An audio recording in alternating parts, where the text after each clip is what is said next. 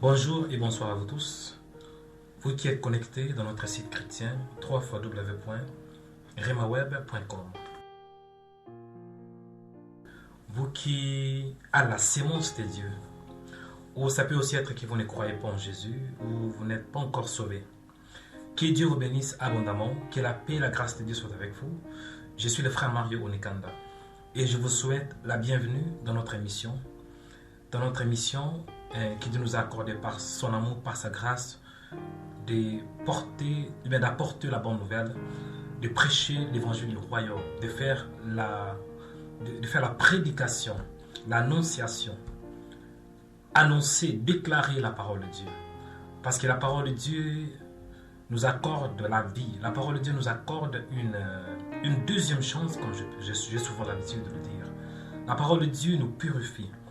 La parole de Dieu nous rend purs. La parole de Dieu nous sanctifie. La parole de Dieu nous délivre. En fait, la vraie délivrance vient en écoutant la parole de Dieu. Lorsqu'on parle de salut, pour être sauvé, on doit écouter la parole. Parce qu'il y a une puissance dans la parole. La parole de Dieu, c'est la puissance de Dieu. Ça, c'est Paul qui avait déclaré aux chrétiens juifs qui étaient à Rome, en disant: la parole de Dieu, c'est la puissance de Dieu. L'évangile, c'est la puissance de Dieu. Il y a une puissance dans la parole. Mon frère, ma soeur, je te souhaite la bienvenue encore une fois. Je veux que tu sois connecté avec ton Dieu. Si tu as une Bible, prends ta Bible et mets-toi à côté de toi, parce que nous allons descendre dans les Écritures, dans la profondeur des Écritures. Parce que Dieu va répondre à sa puissance dans ta vie. Dieu va te bénir et Dieu va t'accorder sa grâce. Parce que nous vivons que par la grâce. Et dans ces temps que nous sommes, mon frère, ma soeur, nous sommes au temps de la grâce. Nous sommes à la dispensation de la grâce. Dieu répond sa grâce dans cette génération comme il n'a jamais fait auparavant. Dieu répond sa puissance. Dieu répond sa grâce. Lorsque je parle de la grâce, je vois la personne de Jésus. La Bible nous dit que la loi était venue par Moïse. Mais la grâce et la vérité sont venues par Jésus. Ça, c'est l'auteur de l'évangile, le 4e évangile. Ça, c'est Jean qui avait déclaré. La loi était venue par Moïse. Oui, Moïse avait reçu la loi de la part du Seigneur sur les monts Sinaï. Il avait donné aux enfants d'Israël. Mais cette même loi n'avait pas changé leur vie. Cette même loi, au contraire, avait porté une malédiction dans leur vie. Mais Dieu avait donné quelque chose qui était plus merveilleux, quelque chose qui était supérieur, quelque chose qui est excellent. C'est la personne de Jésus, c'est la parole. La parole s'est faite chair. Dieu lui-même a descendu. La Bible nous dit que la parole, la Bible nous dit: au commencement Dieu créa les cieux et la terre. Au commencement était la parole. La parole était avec Dieu et la parole était Dieu. Et cette parole qui était Dieu avait besoin de changer de vie, avait besoin de sauver l'humanité, avait besoin de nous transporter dans le royaume de son Fils. Mais il fallait que cette parole puisse descendre. Il fallait que cette parole prenne la forme d'un homme. Et la parole a été descendue dans l'homme. Et la parole s'est fait chair.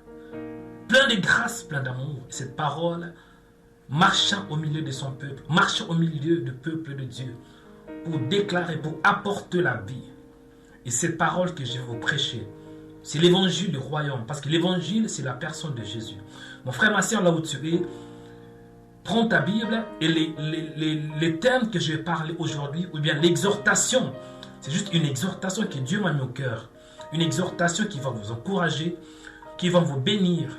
Parce que lorsqu'on parle d'une exhortation, on voit l'encouragement, une parole qui fortifie. La parole de Dieu nous fortifie. Le thème d'aujourd'hui, je l'ai intitulé « Une seconde chance ». Une seconde chance. Ou bien une seconde parole. Dieu t'indique qu'il aime l'humanité. Dieu aime la création parce que nous sommes créés à l'image de Dieu. Même si l'homme a perdu la gloire de Dieu, même si l'homme a perdu ce que Dieu avait mis en lui, parce qu'au commencement, Dieu avait créé l'homme à son image. Mais à cause du péché, l'homme a perdu la gloire de Dieu. Il y avait eu la mort entre Dieu et l'homme. Il y a eu une séparation, la mort spirituelle. Mais Dieu, par son amour, il voulait encore envoyer un second homme qui s'appelle Adam, ou bien Jésus de Nazareth. Parce que le premier homme s'appelait Adam. Adam signifie celui qui est tiré de la terre. Celui qui est tiré celui qui est pris de la poussière. Mais Dieu avait besoin d'envoyer un second Adam qui est plus supérieur, qui est supérieur au premier Adam. Il s'appelle Jésus de Nazareth. Et Jésus de Nazareth est une seconde chance. Dieu nous a accordé sa grâce grâce à la personne de Christ. Et le terme que je vais vous parler, comme je l'ai bien intitulé, une seconde parole. Le rappel de la loi. Une deuxième chance. Nous allons aller rapidement dans le livre de Deutéronome. Deutéronome chapitre 13, Deutéronome chapitre 30, à partir du 19e verset.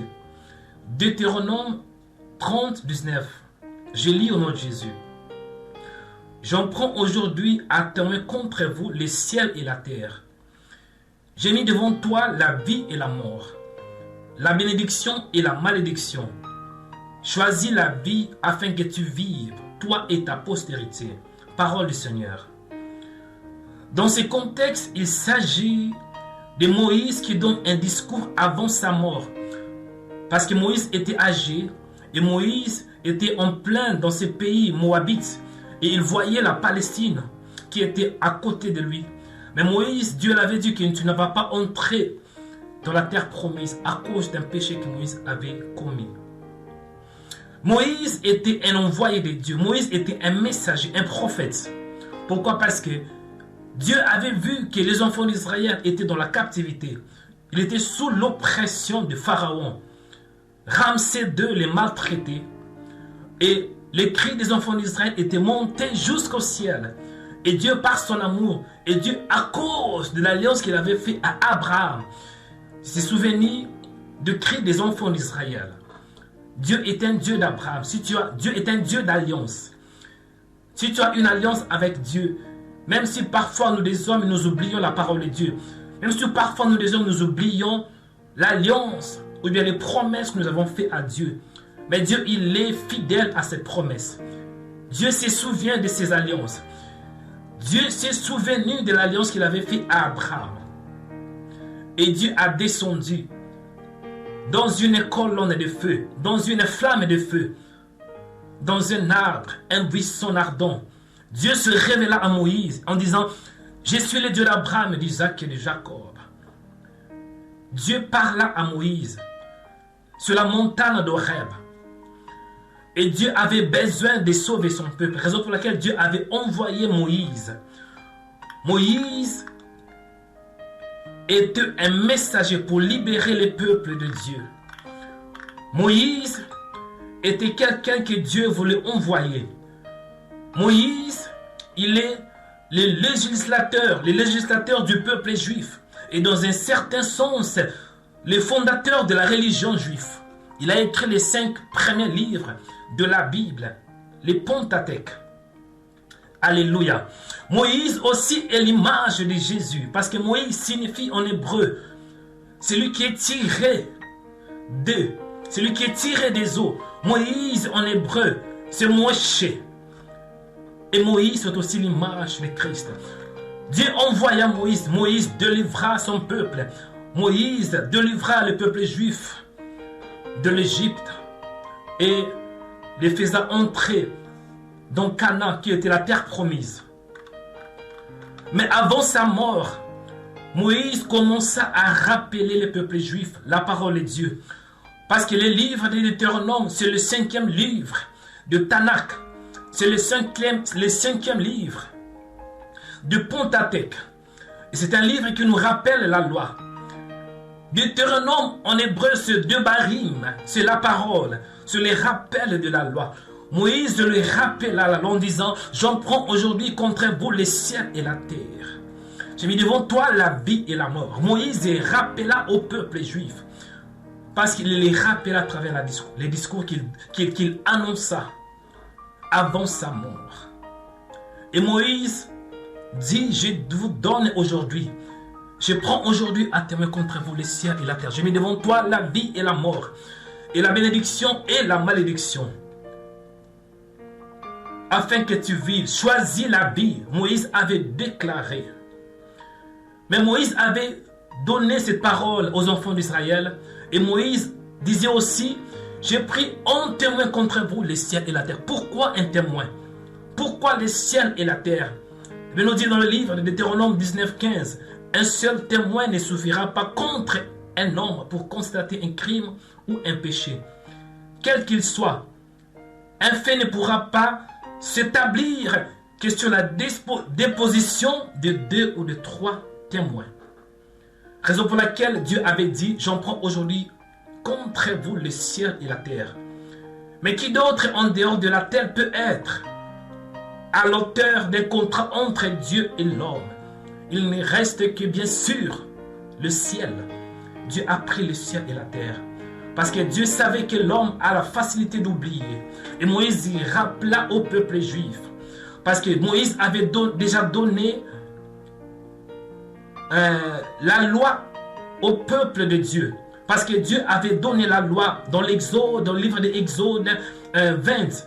Moïse avait reçu les 10 commandements. Et dans le livre de Nombre, lorsque le peuple de Dieu marcha avec Moïse, Dieu marchait aussi avec eux.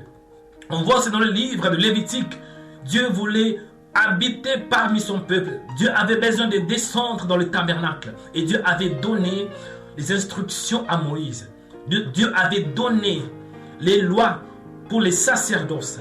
Dieu avait donné des instructions à Moïse pour qu'il bâtisse un tabernacle. Et pour que Dieu descende au milieu de son peuple. Parce que Dieu, il est un Dieu qui descend, qui siège au milieu des louanges de son peuple. Raison pour laquelle il s'appelle Emmanuel, Dieu parmi son peuple. Dieu qui siège au milieu de ceux qui sont de pécheurs. En réalité, nous étions tous destinés à l'enfer, mais par son amour, Dieu voulait habiter au milieu de son peuple. Malgré que les enfants d'Israël, malgré que le peuple juif, le peuple de Dieu, le peuple élu, rejeté de temps en temps aux promesses de Dieu. Mais Dieu restait toujours fidèle à ses promesses. Et Moïse rappela à ce peuple. Raison pour laquelle j'ai intitulé cette exhortation une seconde parole. Moïse voulait lui donner une seconde parole, lui rappeler de la loi, lui rappeler de la parole de Dieu. Il y a des choses que nous devons retenir dans ces contextes. Moïse a dit ainsi, j'en prends aujourd'hui à témoin contre vous le ciel et la terre. J'ai mis devant toi la vie et la mort. Alléluia. Je commence premièrement avec la vie. Jean avait adressé ces paroles en disant, mais le consolateur, le Saint-Esprit, ça c'est Jésus qui parlait dans le livre de Jean 14, 26. Mais le consolateur, le Saint-Esprit, que le Père envoyera en mon nom, il vous enseignera toutes choses, il vous rappellera tout ce que je vous ai dit. Alléluia, Dieu nous aime à nous rappeler sa parole. Aujourd'hui, Dieu n'est pas avec nous. Aujourd'hui, Jésus n'est pas avec nous. Mais Jésus a laissé son esprit, avait envoyé son esprit. L'esprit de Jésus, l'esprit de Père, l'esprit de Dieu, le Saint-Esprit, pour nous rappeler la parole. Mon frère, ma soeur, peut-être que tu es là, tu as oublié les promesses de Dieu. Et Dieu m'a envoyé ce soir pour te rappeler qu'il est fidèle. C'est que Dieu t'a promis. Il est le même Dieu qui est capable. Ce que Dieu t'a promis, il est aussi capable de l'accomplir car il est fidèle. J'en prends aujourd'hui contre toi les cieux et la terre. J'ai mis devant toi la vie et la mort. On voit la vie et la mort premièrement. Je commence avec la vie. Lorsqu'on parle de la vie, on voit la présence de Dieu. Jésus a dit dans le livre de Jean 11, 25 si je ne me trompe pas, je suis la résurrection et la vie. Celui qui croit en moi vivra, quand même il sera mort. Et quiconque vit et croit en moi ne mourra jamais. Lorsqu'on parle de la vie, on voit la présence de Dieu. Parce que, par exemple, lorsqu'il est nous dit dans les livres de Genèse, lorsque Dieu avait créé le premier homme qui s'appelait Adam, Dieu descendait et parlait avec Adam chaque soir. La présence de Dieu était palpable. Et ce lieu que Adam habitait s'appelle Éden. Éden en hébreu signifie un lieu de délice. Un lieu où des choses marchent. Un lieu qui est parfait. Un lieu où la présence de Dieu règne. Lorsqu'on parle de la vie, on voit la présence de Dieu. Et lorsqu'on parle de la mort, on voit la séparation de Dieu. La Bible nous dit, lorsque Dieu avait créé le premier homme qui s'appelait Adam, Dieu avait dit, tu pourras manger de tous les arbres du jardin, mais tu ne mangeras pas de l'arbre de la connaissance du bien et du mal. Car les jours où tu mourras certainement. La mort, c'est la séparation de Dieu. Mon frère, ma soeur, si tu ne crois pas la parole, tu es séparé de Dieu. Peut-être tu existes, mais ton esprit est séparé de Dieu. Mais Dieu a créé l'homme pour avoir cette communion avec Dieu. La vie dépend de ta communion avec Dieu. Si tu n'as pas Jésus dans ta vie, si tu n'as pas la parole, si tu n'as pas Dieu dans ta vie, mon frère, ma soeur, tu es mort spirituellement. Moïse avait aussi dit ainsi, j'ai mis devant toi la vie et la mort. Il y a les premiers mots, la vie. Les deuxièmes mots, la mort. Comme je définis. Et je vois aussi les troisièmes mots, la bénédiction. Dans le livre de Genèse 1, verset, la Bible nous dit que Dieu créa l'homme à son image. Il les créa à l'image de Dieu. Il créa l'homme et la femme. Dieu les bénit et Dieu leur dit, soyez féconds, multipliez-vous et remplissez la terre et l'assujettissez. Il domine sur les poissons de la mer et sur les oiseaux du ciel et sur tout animal qui met sur la terre. Dieu avait béni. La bénédiction, c'est la parole que Dieu déclare sur l'homme. Dieu avait déclaré cette parole à Adam. Dieu avait béni l'homme. Mais les quatrième mot que nous voyons aussi, il y a la malédiction. Parce que Dieu avait béni l'homme en déclarant ses paroles, en disant de belles paroles. Bien-aimé, la bénédiction, c'est la parole que Dieu déclare sur l'homme. Bien dit que c'est la bénédiction de l'Éternel qui enrichit. Il le fait suivre d'aucun chagrin. La vraie bénédiction vient que de Dieu. Ton père peut te maudire. Mais si Dieu te bénit, mon frère, la bénédiction de Dieu est supérieure de celle de ton père. La bénédiction de Dieu est plus supérieure. Car il y a une puissance dans la parole de Dieu. Les quatrième mots, on voit la malédiction. Moïse avait dit, je mets devant vous la vie et la mort. La malédiction et la bénédiction et la malédiction. Choisis la vie afin que tu vives. Lorsqu'on parle de la malédiction, on voit les paroles que Dieu déclare sur l'homme aussi. Parce que Dieu peut aussi maudire l'homme. Souvent on parle qu'un sorcier peut maudire, bien sûr. Un sorcier peut maudire. Un homme peut aussi maudire parce qu'il y a une puissance dans la parole. Mais Dieu peut aussi maudire. La Bible nous dit dans le livre de Deutéronome 28, 15. Mais si tu n'obéis point à la voix de l'Éternel ton Dieu, voici toutes les malédictions qui viendront sur toi et qui seront ton partage. Tu seras maudit dans la ville, tu seras maudit dans les champs. Dieu peut maudire. Et Dieu, dans ces temps que nous vivons, nous sommes sous la dispensation de la grâce. Le même Dieu qui avait maudit, qui avait déclaré ses paroles aux enfants d'Israël avant la conquête de la terre promise, il n'a pas changé. Mais le même Dieu nous a accordé sa grâce parce que Dieu a mis de principes. Dieu est un Dieu de principes. Si on respecte ces principes, nous allons vivre. Mais si nous ne respectons pas ces principes, il y a la malédiction. Mon frère, lorsqu'on parle de la seconde chance, on peut se demander la seconde chance en quoi? Ou bien les rappels en quoi en fait? La seconde chance en quoi? J'ai intitulé mon exhortation une seconde parole. Lorsqu'on parle de seconde parole, on voit une seconde chance. Lorsqu'on parle de la seconde chance, on voit la vie éternelle. Mon frère, peut-être que tu ne connais pas encore Dieu, tu es riche, tu as les mariages, tu as des enfants, mais ça, ce n'est pas la vie. La vie, c'est lorsque tu as Christ en toi, parce qu'il est la vie. Il dit dans sa parole, je suis le chemin, la vérité et la vie. Qui que tu sois, si tu es un président, un roi, un ministre, un chef, un ingénieur, un jour tu passeras par lui. Parce que celui qui tient les clés de David, la clé de David, c'est lui qui tient toutes choses dans sa main. Une seconde chance en quoi? Dieu, par son amour, nous accorde une seconde chance. Malgré que l'homme avait péché, l'homme était séparé de Dieu, Dieu nous accorde une seconde chance en Christ. Christ, en fait, c'est une seconde chance qui vient de Dieu. Lorsqu'on parle de seconde chance, je vois la grâce. La grâce est en Christ. Dieu nous a accordé une seconde chance par rapport à la malédiction. On voit que les enfants d'Israël, malgré qu'ils avaient reçu les promesses de Dieu, Moïse leur a donné la loi, mais ils n'arrivaient pas à obéir à la loi. Et il nous dit que Christ nous a rachetés de la malédiction de la loi, étant devenu malédiction pour nous, car il est écrit, maudit soit quiconque est pendu au bois. Mon frère, ma soeur, j'ai une bonne nouvelle pour toi. Si tu as raté de croire aux premières paroles que tu avais écoutées de Jésus, peut-être tu as prêché Jésus, mais tu n'as pas saisi cette opportunité. Dieu m'a envoyé vers toi pour t'accorder une seconde chance, te rappeler la loi, te rappeler sa parole. Que tu as encore de l'espoir en Christ. Si tu as raté cette occasion de croire en Christ, Dieu t'accorde par son amour une seconde chance. Dieu te rappelle sa parole en disant que Jésus, il est la vie. Il est la résurrection et la vie. Une seconde chance en toi. Oui, bien, mon frère, oui, ma soeur.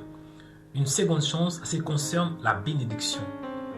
Parce que Dieu avait béni Abraham. Il nous dit que Dieu avait béni Abraham. Parce que Dieu avait fait une promesse à Abraham et à son descendant. Ou bien à sa postérité. Pas à plusieurs. Lorsqu'on voit la postérité, ou bien on voit celui qui devait hériter cette bénédiction, ce n'est pas moi, mais c'était la personne de Jésus. Parce qu'il nous dit que les promesses ont été faites à Abraham et à sa postérité. Il n'est pas dit aux postérités, comme il s'agissait de plusieurs. Abraham était riche. Abraham avait reçu la bénédiction. Mais Dieu avait besoin de donner cette bénédiction au reste, à ceux qui viendront après Abraham. Mais il fallait qu'une personne puisse hériter cette bénédiction. Ce n'était pas un pasteur, ce n'était pas un ce n'était pas un juif, mais c'était Jésus. Enfin que Jésus a bénéficié, Jésus a hérité cette bénédiction, de sorte que nous qui croyons en Christ puissent bénéficier de la bénédiction d'Abraham. Moi, tel que vous m'écoutez maintenant, je suis un Congolais. Je ne suis pas un Israélite charnellement, de la chair. Mais par la foi, je suis un fils d'Abraham. Parce que je crois aux promesses de Jésus. Je crois à Jésus. Et grâce à Jésus, j'ai hérité la bénédiction d'Abraham. Mon frère, ma soeur, peut-être que tu es là. Tu as raté une chance dans ta vie. Tu étais marié. Mais du coup, tu t'es séparé de ton mari ou bien de ta femme. Je suis contre les divorces. Il y a des personnes qui sont victimes de divorce. Si tu as raté cette occasion, ce n'est pas la fin du monde. Dieu, par son amour, t'accorde une seconde chance. Que tu peux tout regagner. Tu peux tout rétablir. Tu peux tout restituer en Christ Jésus. Tant que tu vis, il y a encore de l'espoir, mon frère, ma soeur. Même si tu n'es pas en bonne santé, mais en Christ, Dieu peut t'accorder la bonne santé. Même si tu es maladie, tu es sous une malédiction qui fait de toi quelqu'un qui est victime, qui souffre de la maladie. Dieu, par son amour, peut t'accorder une seconde chance. Et lorsqu'on parle de seconde chance, on voit la bénédiction. Paul avait déclaré aux chrétiens juifs qui étaient à Éphèse en disant: béni soit Dieu le Père, le Seigneur Jésus, qui nous a bénis de toutes sortes de bénédictions spirituelles dans les lieux célestes. Jésus est le vrai Moïse. Moïse est mort, mais Jésus est vivant. Les prophètes sont morts, mais Jésus est vivant. Adam est mort, mais Jésus est vivant. Abraham est mort, mais Jésus est vivant. Isaac est mort, mais Jésus est vivant. Jacob est mort, et tous les 12 tribus d'Israël sont morts. Les prophètes sont morts. Mais je vous apporte la bonne nouvelle de Jésus. L'évangile du royaume en disant qu'il y a quelqu'un qui est supérieur aux prophètes.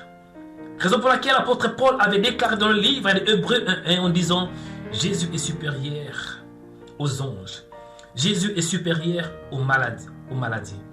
Jésus est supérieur à la mort. Jésus est supérieur au freinage.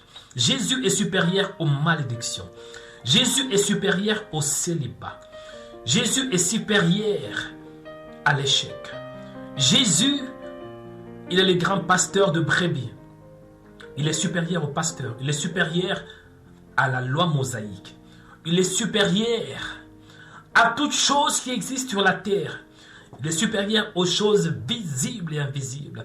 Jésus est supérieur au diable. Il est supérieur aux maladies. Il est supérieur de toute chose qui peut te freiner. Si tu crois en Jésus, si tu crois à sa parole, Dieu, par son amour, il va t'accorder une deuxième chance. Mais Dieu veut te rappeler. Te rappeler de sa parole. Peut-être que tu es là, mais tu es chrétien. Tu es un disciple de Jésus. Tu aimes Jésus. Mais à cause des difficultés, tu as oublié les promesses de Dieu. Tu as oublié que Dieu t'avait dit, je serai toujours avec toi, comme je t'ai avec Moïse. Je ne te délaisserai point et je ne t'abandonnerai point. Parce que ça arrive, tant qu'humains, nous oublions facilement les promesses de Dieu. Demande à Élie. Élie était un homme qui avait fait des grands prodiges, l'un des plus grands prophètes de la Bible. Mais à cause de la parole de Jézabel, Élie avait fui dans le désert. Élie était découragé. Élie a même oublié. C'est Dieu puissant. C'est Dieu qui l'utilisait. C'est normal. Demande à Moïse. Moïse, il était fatigué à cause de stress, à cause de cette oppression du peuple juif qui l'oppressait à tout moment. Cette charge que Moïse a portée. Après un certain temps, Moïse a dit, non, ça suffit. Prends ma vie, je n'arrive pas. Ça peut être que tu es un pasteur, tu es un prophète, tu es un évangéliste, tu es un disciple de Jésus, tu aimes le Seigneur, mais tu es découragé. Dieu m'a envoyé pour te rappeler sa parole. Dieu m'a amené vers toi pour te rappeler sa parole. Que Dieu t'aime. Dieu se souvient de ses promesses. Dieu se souvient de l'alliance qu'il a fait avec toi. Si tu es né de nouveau, Dieu va se souvenir de l'alliance, de la nouvelle alliance qui est basée sur le sang de Jésus. Dieu ne peut pas oublier la mort de Jésus. Lorsque Dieu te voit, il voit Christ en toi. Il ne peut pas oublier son Fils. Dieu ne peut pas s'oublier en fait. Mon frère, ma soeur, je vais t'encourager. Ne te décourage pas. Même si tu es oppressé, même si tu ne vois pas encore les promesses de Dieu, ne délaisse pas ta foi. Garde ta foi, oh mon frère, ma soeur. Crois encore en ce Dieu-là. Si tu ne crois pas encore en Jésus, toi qui es peut-être quelqu'un qui n'a pas cru en sa parole, je t'apporte la bonne nouvelle de croire en Jésus. La Bible nous dit que celui qui croira qui sera baptisé sera sauvé. Celui qui ne croira pas sera condamné. Toi qui ne crois pas en Jésus, Dieu t'accorde encore une fois une seconde chance de croire en sa parole. Dieu te rappelle, peut-être que tu avais écouté parler de Jésus, mais tu n'avais pas cru. Dieu t'aime tellement beaucoup, il te rappelle à nouveau. Il m'a envoyé vers toi de te rappeler que crois en Jésus. Si tu crois en Jésus, si tu crois en sa parole, tu seras sauvé. Tu seras baptisé par l'Esprit de Dieu. Je ne parle pas de baptême d'eau. Je crois aussi, bien sûr, il y a un baptême qu'on appelle le baptême d'immersion. Mais moi, je parle du baptême du Saint-Esprit.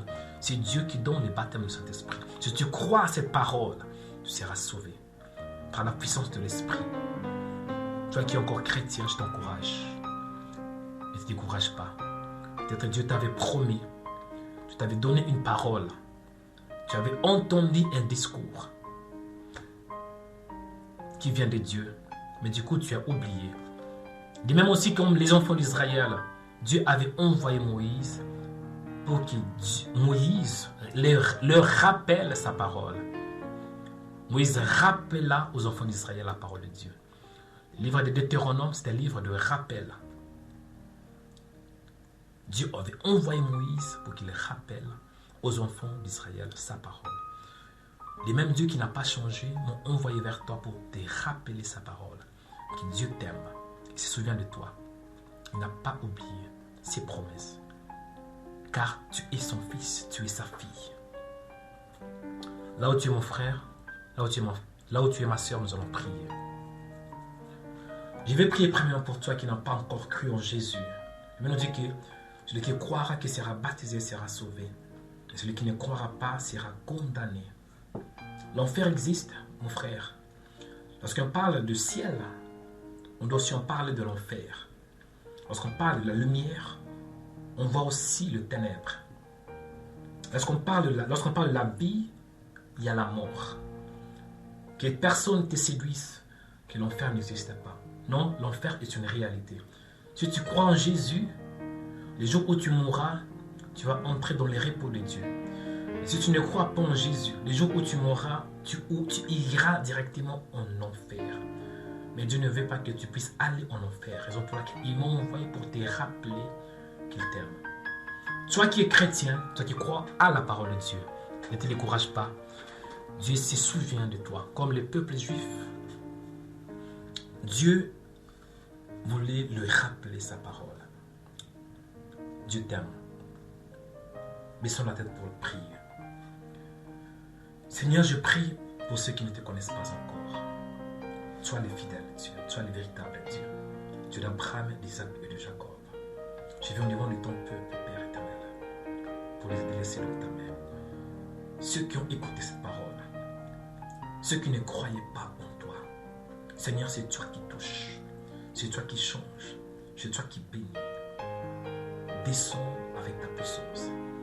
Touche mon frère qui a cru à cette parole, qui a cru en la personne de Jésus. Touche ma sœur qui avait entendu parler de toi. Maintenant, il a cru en toi. Touche-lui par ton amour et par sa grâce. Je prie pour mon frère ou ma sœur qui est né dans ta parole, qui est né de nouveau, mais il a oublié tes promesses. Seigneur, il est écrit dans ta parole, tu envoyeras les consolateurs, les paraclétos. Il nous rappellera. Alléluia. Le Saint-Esprit que le Père envoyera en mon nom vous enseignera toutes choses et vous rappellera tout ce que je vous ai dit. Rappelle à tes enfants ta parole. Rappelle à tes enfants tes promesses au nom de Jésus-Christ. Nous avons ainsi prié. Amen. Mon frère, ma soeur, que Dieu vous bénisse. Que la grâce de Dieu soit avec vous. Ne manquez pas de nous suivre dans notre site chrétien www.remaweb.com. Je suis le frère Mario Olikanda. Que Dieu vous bénisse. Merci.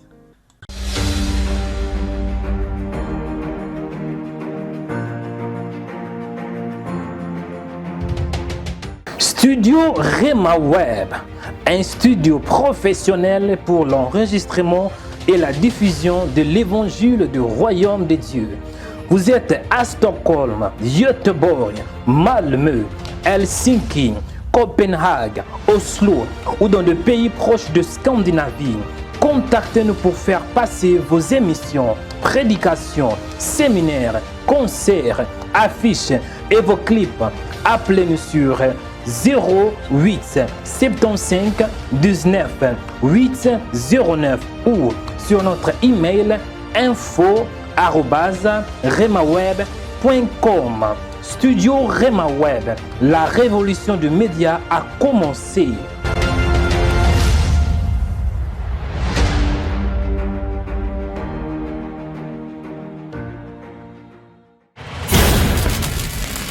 remaweb.com